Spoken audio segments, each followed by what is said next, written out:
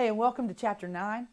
Last chapter we talked about residential sanctions. This time we'll talk about non-residential graduated sanctions. And those non-residential sanctions include house arrest, electronic monitoring, GPS, which means global positioning systems, and day reporting. First of all, house arrest is what it says it is. And house arrest is home arrest and home confinement. All the same name, all the same thing. So I'll never forget the time I gave a 10-minute lecture in one of my classes, and I had props and everything, to exhibit how home arrest works with an active monitoring. So after my 10-minute lecture on house arrest, I asked for any questions as I usually do. And I got a question that said, a gentleman said, well, is house arrest the same as home arrest? And I said, well, is a house a home? I mean, it's all subjective. Anyway, I thought that was funny. So any dumb questions, email me. House arrest is an intermediate sanction designed to confine pretrial detainees, convicted offenders, to their home during the hours they are not at work. So it is what it says it is. They have to be home unless they're doing some type of pre-approved activity. So the home confinement officer is in charge of setting the schedule.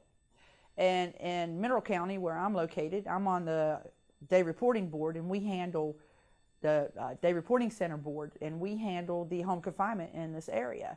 So our day reporting officer goes out and hooks up the equipment for the offender and sets their schedule. So they can be approved to be released for many different things. Some common things that we allow them to leave the home for are obviously work and school, doctor's appointments, church, but they can't be wanting to go to church every single day. So, you got to use your common sense.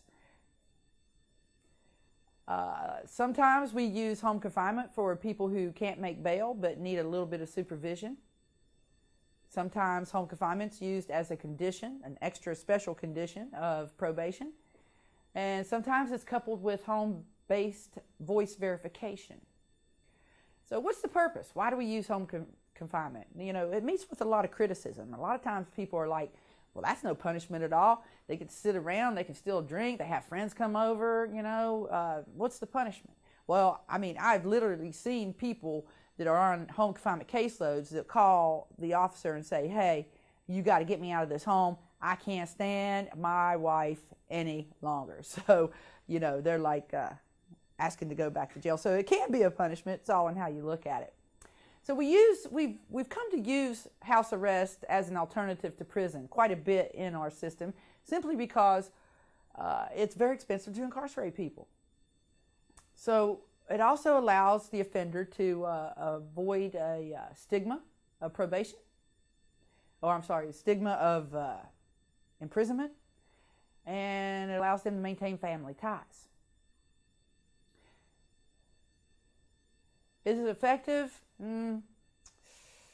Results indicate sometimes it's effective, sometimes it's not very effective.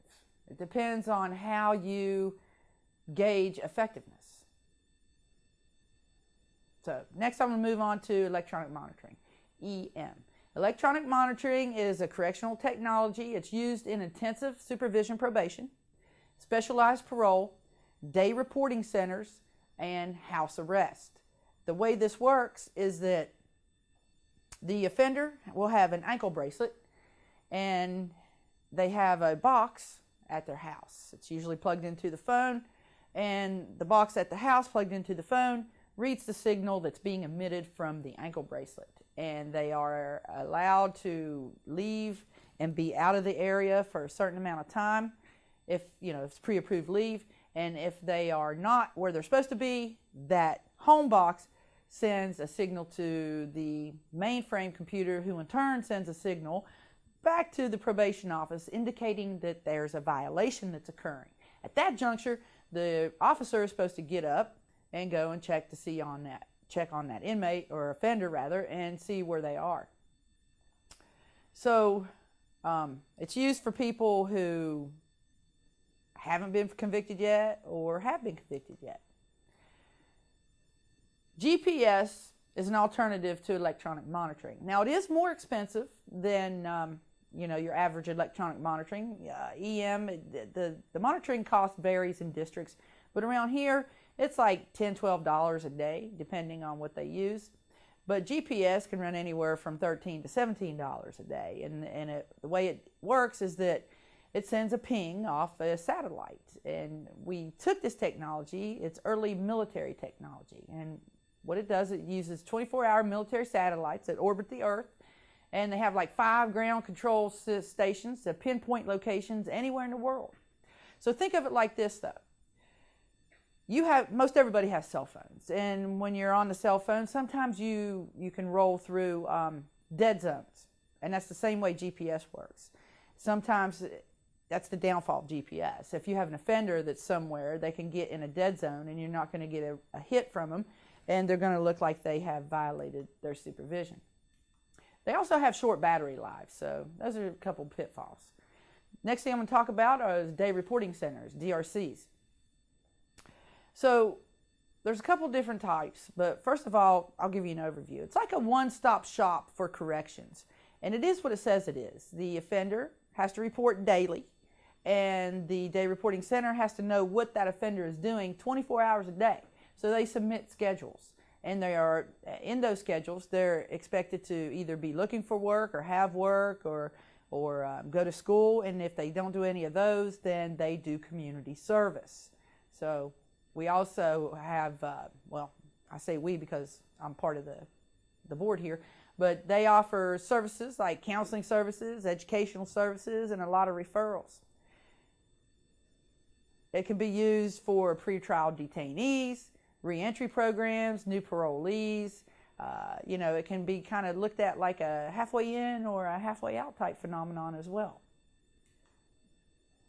So we have treatment versus supervision-oriented day reporting centers. Treatment-focused centers are going to look at counseling, like substance abuse counseling, domestic battery counseling, anger management, any kind of counseling, both individual and group. Supervision-oriented DRCs, on the other hand, are going to be more concerned with following the rules. They're going to be going out using a lot of surveillance techniques, like checking to see where their offenders are and so on and so forth. They seem to have lower completion rates compared to those for other community-based programs. The termination rates are higher for service-oriented programs than they are for supervision, which I thought was odd.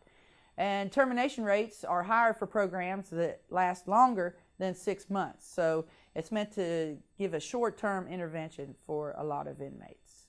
And that's going to conclude my lecture on Chapter 9. Thanks for listening.